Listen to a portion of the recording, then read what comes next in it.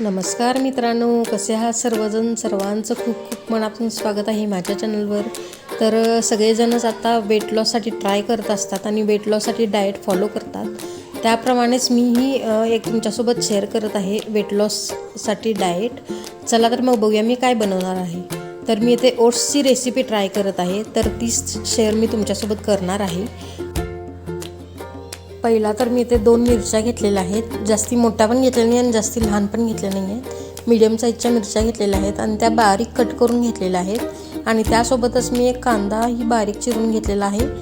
आणि त्यासोबतच मी टोमॅटोसुद्धा एक बारीक चिरून घेतलेला आहे. आणि त्यानंतर मी गॅसवर कढई ठेवलेली आहे आणि त्यामध्ये मी 2 चमचे तेल घातलेलं आहे. आणि त्यामध्ये जिरे आणि मोहरी घातलेली आहे कढईमध्ये. आणि सोबतच कांदासुद्धा घातला. कांदा थोडा फ्राय करून घेतल्यानंतर मी त्यामध्ये मिरची घातलेली आहे.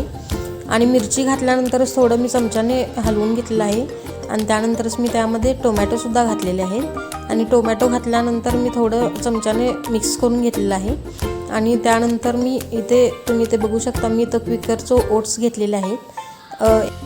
आणि मी ओट्स मोजून घेत आहे. पहिला तर इथं मी 1 वाटी ओट्स घेतले आणि त्यानंतरच मी अर्धी वाटी असे 1.5 वाटी ओट्स मी घेतलेले आहेत. आणि वाटीच्या सहाय्याने मोजून घेतलेले आहेत. आणि नंतर ते एका बाउलमध्ये घातलेले आहेत. तुम्ही ते बघू शकता, मी बाउलमध्ये 1.5 वाटी ओट्स घेतलेले आहेत. आणि ते आता थोड्या वेळानं मी कढईमध्ये घालणार आहे. आणि ते बघू शकता तुम्ही, तर आपण मगाशी जे काही घातलं होतं ते सगळं व्यवस्थित फ्राय करून झालेलं आहे. आणि त्यानंतरच त्यामध्ये मी हळद घातलेली आहे. त्यासोबतच मीठसुद्धा घातलेले आहे.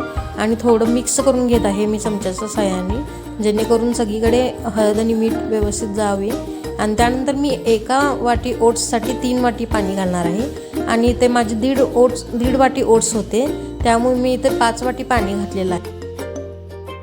आणि ते माझं पाणी घालून झालेलं आहे. आता आपण थोडं गॅस मोठा करून ठेवूया, जेणेकरून आपल्या त्या पाणीला उकळी फुटेल.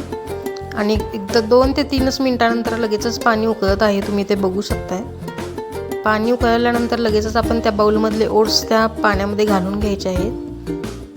बाउलमधले ओट्स ओतल्यानंतर मी चमच्याने हलवून घेणार आहे ते, जेणेकरून सगळीकडे व्यवस्थित शिजले जाईल. नाहीतर एक ठिकाणी असे गाठी तयार होतात.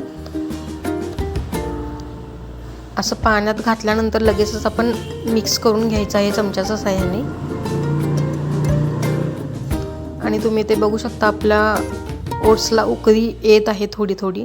आणि त्यानंतर मी 2 ते 3 मिनटं मी त्यावर झाकण घालून ठेवणार आहे, जेणेकरून आपले ओट्स पूर्ण व्यवस्थित शिजले जातील. आणि 2 ते 3 मिनटानंतर मी ते झाकण ओपन करून बघितल्यानंतर तुम्ही ते बघू शकता, इथे ओट्स तयार झाल्यानंतरच आपण इथं एका प्लेटमध्ये सर्व करून घ्यायचं आहे आणि गरमागरम एन्जॉय करायचं आहे.